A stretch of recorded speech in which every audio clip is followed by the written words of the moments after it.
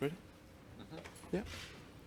Okay, good afternoon everybody and welcome to this media conference with Jack Grealish. As was the case yesterday, we'll ensure to take a fair spread of questions from in the room here and also those joining us on Zoom. We'll get underway with Kaveh Solokol from Sky Sports News. Jack, first of all, you played in both the warm-up games, you played very well. There's lots of competition for places. Do you feel like you've done enough to get into the starting 11 for the game against Croatia? I don't really think it's a matter of doing enough. I think you only have to look at the players in my position. Most of them have just come back from playing in the Champions League final and the Europa League final, whereas I've been injured for a while. So the competition's there, but I think it's nice competition to have. Something that we all know. And yeah, I don't really think it's a matter of have I done enough to start. I'll be ready when called upon. There's obviously a lot of hype and a lot of interest around you. A lot of people think that you could be one of the big stars of this tournament. People have even compared you to Paul Gascoigne. I was just wondering, how do you deal with that pressure and that level of expectation? No, I'll just take it in my stride. I think stuff like that. You've just got to see as a good thing. Sorry, there's a fly that keeps. I got to take it as a positive and like I said, take it in my stride. If I'm getting compared to people like that, it means that I'm doing something right. I like to see myself as a person that don't really like rise to pressure. I think pressure's a good thing, and stuff like that. Like I said, I do take it in my stride. Watching you play, sometimes it feels like you're almost a marked man on the pitch. Does it ever feel like you're playing with a target on your back? No, not really. I got a few kicks last week in the two games. But like I says, after them games, if I'm doing something to help the team, I'll do that. I think you look around our team and you see the set piece takers here that we've got, especially Trips. Obviously, it was unfortunate that Trent went home, but there's still so many people that have just got unbelievable set piece ability here. So if I'm doing getting fouled or whatever, I'll take the hits for the team. That don't really bother me. And there's a perception that you're a flair player, and obviously at this level, Gareth Southgate needs players who work extremely hard when England don't have the ball. Do you think that's a part of your game that's underappreciated, or is it something that you need to work on more? I think I can get better at it. I think I spoke to the staff here. When I come here, I seem to run more in games than I do at Villa. I'm not sure why that is, but I still think it's something that I can improve on. And I speak to the manager about these type of things. I've always said when I first come into the camp, that's one thing that I says. I sat down with the manager for about an hour or so and asked him what I can improve on to get into his side, and I went away and worked on that. So yeah, I still think that is one side of my game that I can improve on. Thanks, Kaveh. We'll now go to a question from Zoom with James Savundra from TalkSport. Hi, Jack. Can you remember your first England tournament growing up, and did you have a particular hero at that stage? Yeah, no, I remember Euro 2004 when obviously Rooney burst onto the scene. I think he might have been 18 at the time. I actually retweeted something on Twitter the week ago about his highlights from that tournament. And yeah, that's one that obviously sticks in the memory. And I think you grow up thinking about these things and dreaming of them. So it's obviously a pleasure for me to be here now. There's some incredibly talented players in forward areas, as you've spoken about before. What do you feel that you offer that's unique? What can you offer that other players don't offer in that forward area? Not too sure actually. You said it at the start there that the talent in those attacking areas is up there with the best in the world. There's Raheem, Marcus, Phil, Jayden, Bakayo. There's so much talent, and then more in the centre of the pitch is obviously Mason. But we embrace it. We enjoy playing with each other. We enjoy training with each other, and it's not really a battle. We're all in this together, and we're all here for the same thing. Thanks, James. Now we'll go to Kerry Brown in the room from Bein Sport. Jack, Paul Gascoigne has been talking about you in an interview with Jamie Redknapp in the Daily Mail, and said he's good, but I want him to pull his socks up and look like a proper footballer. I've seen that actually. I seen it last night. It made me happy actually that Gaz, likes me as a player. I think every English person absolutely adores him. He was unbelievable. Obviously when he burst onto the scene at Italian United, that was a bit before my time. But I've grew up watching highlights and stuff. And if I could get any performances as close to as what he did, then I'd be over the moon. We were speaking to Phil yesterday. He said he's happy to be the Stockport Gazza. What will Solihull think about this? I think he's got more of a chance now, Phil, because he's got the hair as well. But I think people say that because of the type of players that we are. We like to, especially Phil. He's an unbelievably talented player and a player that just loves football. Trying to get him off the training pitch after for the coaches is hard work for them. But I think that it's just because of the way we like to handle the ball. We take it in any sort of situation, and I think that's probably why the comparisons are there. But I think we both know that we both still have a long way to go to get anywhere near him. We have got a really exciting crop of young players. Watching everyone out in training, you among them, massive smiles on your faces. There used to be a suggestion that to fit into an England squad, you had to be very regimented, quite a quiet personality, just get the job done. How much fun is it in this squad? How much are you feeling a real part of it? And how much are you all allowed to express your individual personalities? Yeah, no, I love it. I love coming away.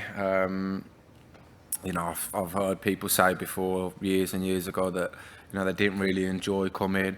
I've heard people backing out of squads, but I feel like that is a bit down to the manager, and he deserves credit for that, because he's got us here, and we're all like a group of mates, just playing together.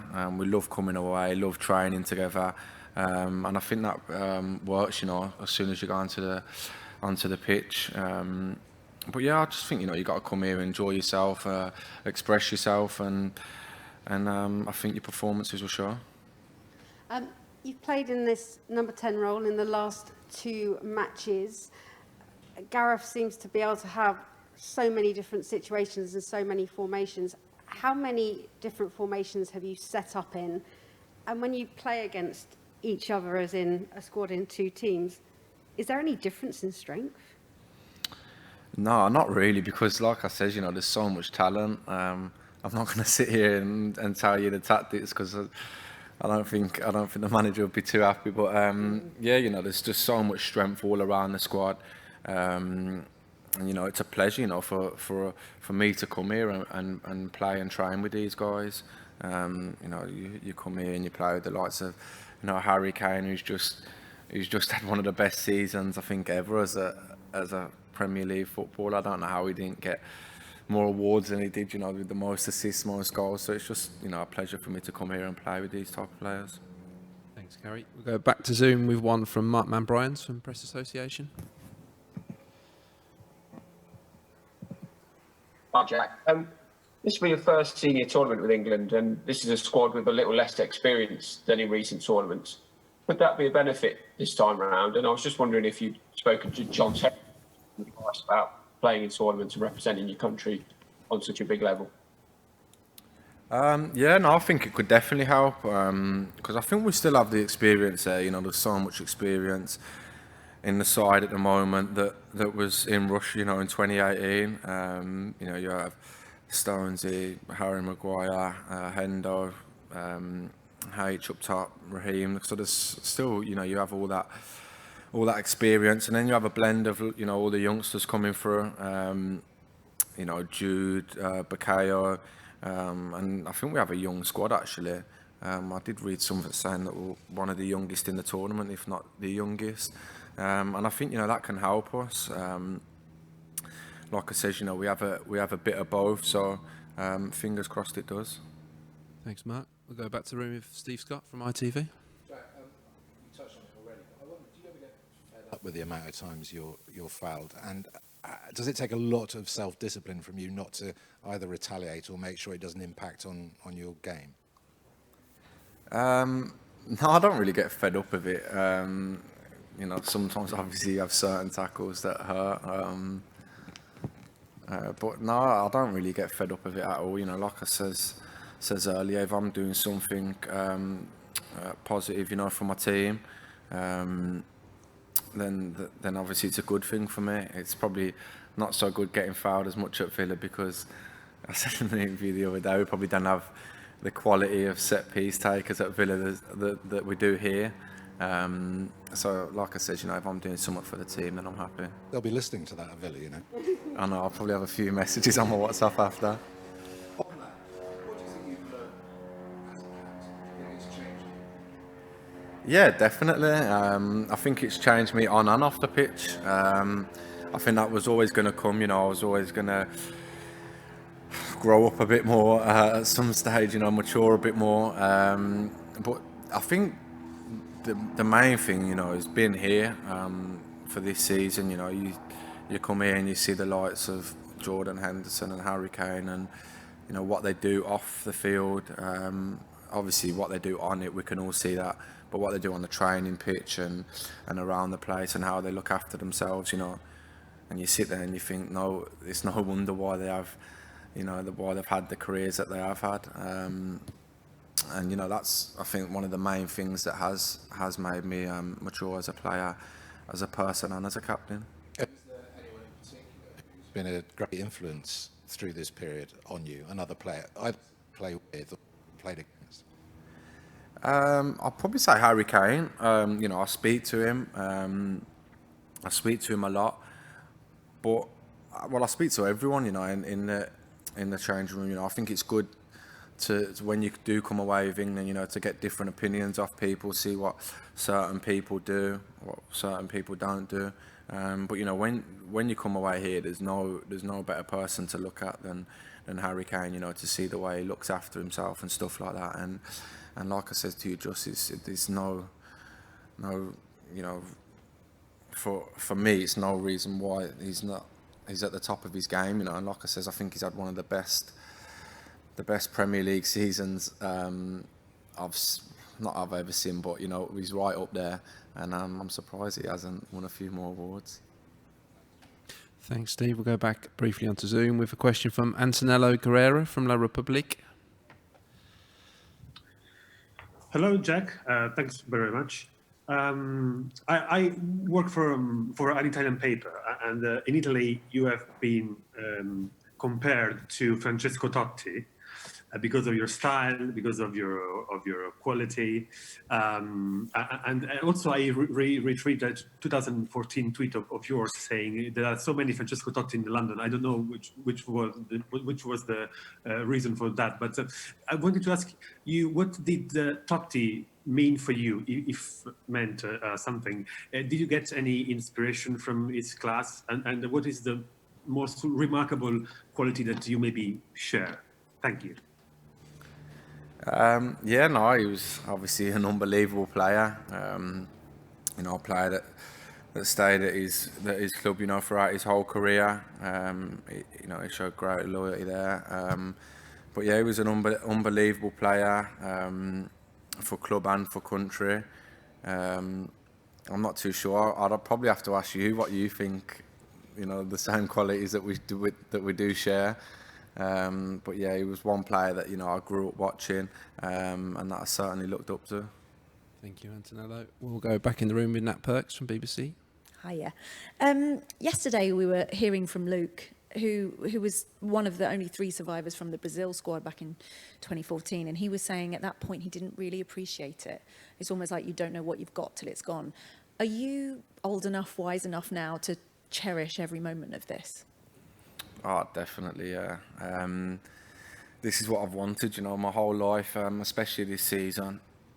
I've said it in so many interviews that this is what I wanted. Obviously, I wanted to have a good season at Villa, but my number one main thing was to try and break my way into this squad. And obviously, I had my debut at the start of the season in September, and now to being here now, it's a dream come true, and I'm going to cherish every moment, like you said, because that's what you grow up doing, and obviously, I remember watching Russia in 2018, and I've said, a few times, it was crazy how like football just brought like the whole nation together. I had so many, even like my nan who never watches football, was watching every single game. She was loving it.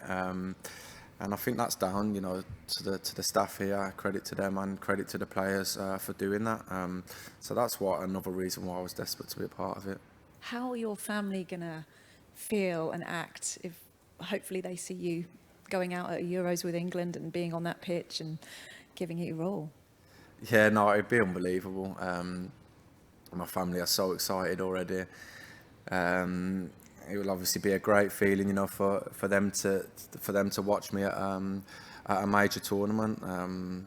Hopefully, I do get on the pitch and be able to express myself at some point and make them proud. We've talked a lot as the media extensively in the past about boredom at camps. Russia seemed to be a real turning point with the players. We saw a lot of social media of how much fun you were having. What kind of setup have you got here? Is there anything you can give us an insight into what you're doing behind the scenes? Oh, it's unbelievable. There's everything in there. There's so much stuff. They've done a great job, to be fair. I think they tried to make it like as homely as possible. There was so many nice touches, that they've done. Like I just went into my room just thinking it was just going to be a normal room, but then there was like all photos of my family around the room. There was one actually of my dog in there as well, which made me happy. But yeah, no, there's everything in there. I don't think you actually could get bored in there, and I think that's an important thing. Off the pitch, you need to be enjoying yourself, but then you need to know obviously when there's rest time as well, and I think we obviously know that within ourselves. And just finally, a really intellectual question from me. Online searches for bleach have gone up by 285% apparently since Phil dyed his hair. Any feelings you might follow suit? You could go full Romania 98 and all of you dye your hair blonde maybe? No, do you know what? I had some blonde in my hair last year actually. My mum didn't like it though. So no, I'll probably just stick to this for now. Okay, thanks, Nat. We'll go back to Zoom with Jack Pitbrook from The Athletic. Hi, Jack. We hear quite a lot about Gareth Southgate as a man, but what can you tell us about Gareth Southgate as a coach and anything he might have improved or picked out in your game? Yeah, no, he's the manager of England, so he's obviously gonna be a brilliant coach. He's helped my game massively.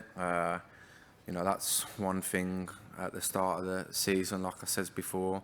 When I said to him, what can I improve on? And it was, obviously I'm not going to go into too much detail as what we spoke about, but he gave me not a lot, but a few things, to work on to try and force my way into the team. And I think it's worked because obviously I've had 7 games since now. But no, he's obviously a great coach. He gets on with all the boys, speaks to us around the camp. And yeah, like I said, he wouldn't be England manager, if he weren't a good coach. Thanks, Jack. And we'll finish in the room with James Ollie from ESPN. Hi, Jack. You mentioned watching the last World Cup. What were your memories specifically of the Croatia game? And do you think the players can use that as an inspiration this time around for Sunday? Yeah, I was devastated actually. Obviously watching the game. But yeah, no, I think we can definitely use it as inspiration. I think Croatia are obviously a brilliant side.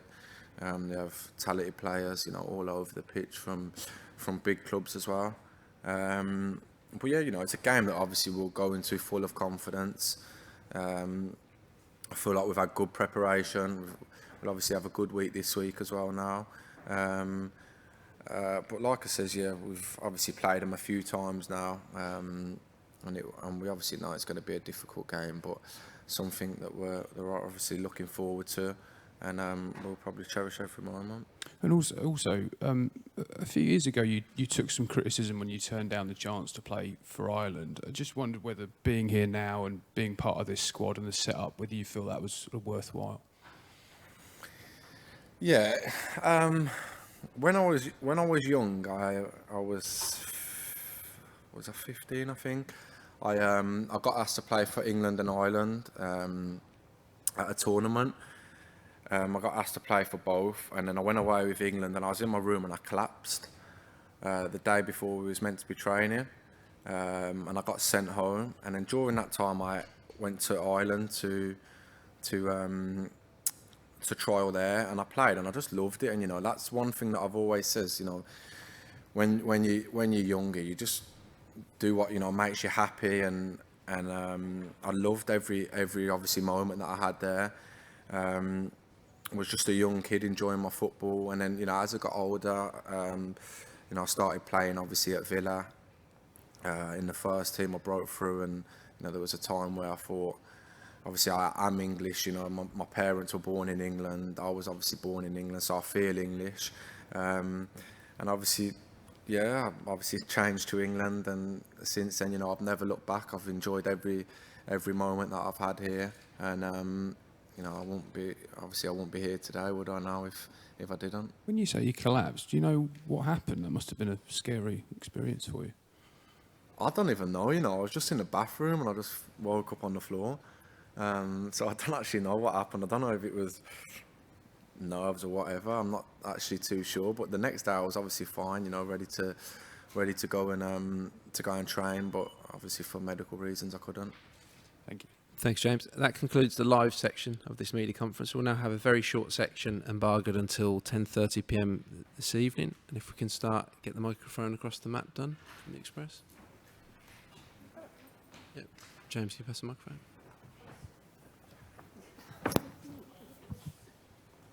There you go, Matt. Sorry, yeah. I just wondered, you seem to take everything in your stride, whatever you do. Do you remember a time in your life when, like the rest of us, you felt nerves, whether it was a driving test, a maths test, something, a mountain to climb or whatever? You hit the nail on the head there, my driving test. Well, how come and how nervous were you and how badly did it go? I hated it. Do you know what, actually? I had to be in at Villa after it because we were leading up to the FA Cup final, and I still weren't driving. So I think it was like the Thursday, and the final was on a Saturday, I think, and they wanted me in. So I had my driving test, and straight away, as soon as I pulled out the test centre, I stalled the car, and I knew that I'd failed straight away. So I just said to the guy after 2 minutes, I said, "Have I failed, mate?" And he was like, "Nah, come on, carry on." But I knew that I'd failed, so I just got out of the car and went to training. And was that nerves, and why don't you feel those on the football pitch? Because I'm confident in my ability. I obviously wasn't confident in my driving ability. But, you know, with football, I just try and go out and play, you know, like, at the end of the day, you know, I've done it my whole life. You know, I've done it every day in training. I've done it as a kid, playing in these games. So when I step onto the pitch playing in a big game, I just tell myself, you know, that it's just a game of football, you know, it's just what I've done my whole life. So I just try and take it in my stride. I don't change anything. I just go with the flow and just do what I normally do. Thanks, Matt. We've got a few on Zoom to get through, so we'll start with Sam Wallace from The Telegraph. Hi, Jack. Can you hear me okay? Yeah, Sam, mate. Yeah. Jack, there's often debate about sort of players like you who are very different to the rest and how we get them into England teams. I'm just curious, what do you think your best position is, and where are you happiest playing on the pitch? Because you play in a lot of different roles for club and country. I'm not too sure actually. I like obviously playing off the left. I obviously play there for Villa. I have a good relationship with Matt Target, who obviously helps me, when I come inside and stuff. But yeah, I enjoy playing number 10. If you're playing as a free midfield with 2 number 8s, I like playing there. Any of them really. It's just as soon as I'm obviously on the pitch, I'm just at my happiest. Thanks, Sam. Go to John Cross from the Mirror next.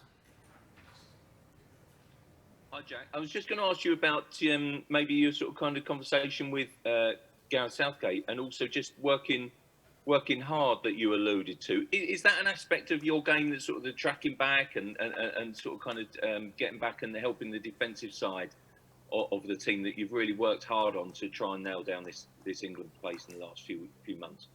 Yeah, I'm not saying that he says to me, you need to go and run and get back and stuff. He didn't actually say that. We had a chat for a while, which was obviously a good chat that I had with him. But deep down, I knew that that was something that I could work on. I've tried to do that, as much as I can this season. Obviously, I think I need to do it more and be more disciplined when I'm playing more central. But yeah, that's just something that I knew that I could work on.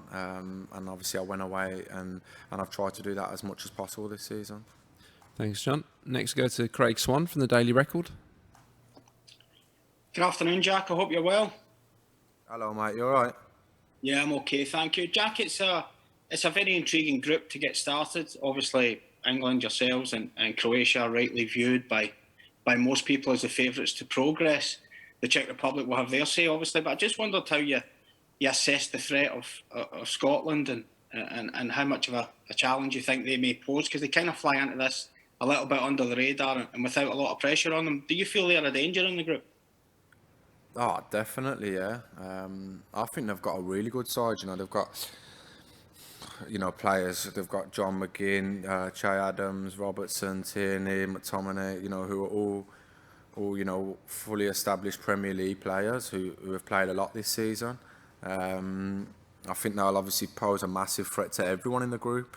And I think especially, it being Scotland, I think they'll be playing 10 times harder, running 10 times harder and doing everything because they're playing against England. I've had a bit of a laugh and a joke with John McGinn over the past few months.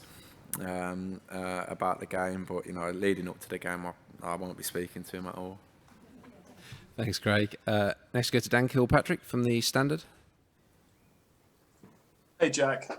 You spoke about Harry Kane's great season there, and a big part of that's been him kind of dropping deep and getting all these assists with sort of balls over the top. I think most people think that probably Marcus and Jadon and Raheem are better suited to doing that, kind of getting in behind, using their pace. But is that a role you think you can play for England? How is your link up with Harry? Do you think you can kind of get behind, get on his balls, and he can assist you getting goals? Yeah, of course. He got a lot of assists, obviously, but you've also got to remember how many goals he got as well. He's an unbelievable player. I think every year he's just getting better and better. I see what you mean, obviously, from some of his assists, that he's had this season for the likes of Son and Mora, and they've been like runners in behind. That's another thing, that I can work on. As soon as I finished the game the other night, the manager, Dean Smith, messaged me saying, "Well done, but you need to run in behind more." So it's something that I can still, I still know that I need to work on. To mix up my game. You look at the likes of like Mason Mount. He's so good. With the ball coming to feet, but he can also run in behind as well. So it's probably something that I can improve on, and that I will try to improve on. Thanks, Dan. And we've got time for one more, so we'll finish with Nick Ames from The Guardian. Hi, Jack. There's been a lot of talk recently, of course, about what the atmosphere in the stadium is going to be, fans booing before, cheering, that kind of thing. And I don't want to go down that specific road with you, but can you just talk a bit about how important it will be if the supporters create a real buzz around the stadium before the first game and create that positive atmosphere, and what difference that would make to the players? Oh, I can't actually explain enough. You know, if we have that positive atmosphere, you know, I was just speaking to Declan Rice actually in the swimming pool after, you know, just about like, you know, the Three Lions song and stuff like that, and I showed him a video.